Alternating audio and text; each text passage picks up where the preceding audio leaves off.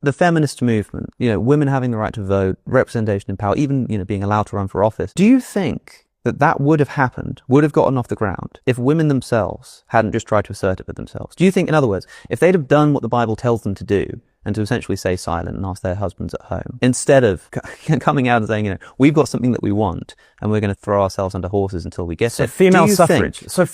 Do you think that Christian men on their own would have just sat around and gone, you know what, it's been hundreds and hundreds of years that we've been Christian, and I think, and there's all these verses that we've been, but I think we've been getting it wrong, and I think we should give women the right to vote. Do you think they would have just done that on their own because of the influence of Christianity? Listen, just read through the book without the protests of women. Read through the book of Acts, and you will see Philip's got his 4 daughters who are all evangelists. You have Priscilla and Aquila.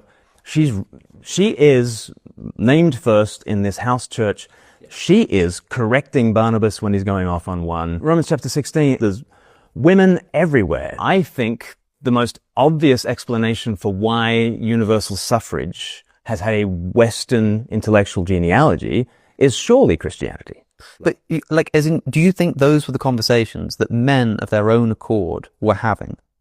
Absent the protests of women who were getting fed up with their material conditions, you think that men were just sitting around having these conversations going, Junia and Phoebe were really important, and, Paul seems to say that she's an apostle, and so maybe we should give women the right to it. You think that that would have just happened? If that were the case, why didn't they do it 500 years ago? Why then? That happened to coincide with technological developments which allowed them to get out on the street and protest.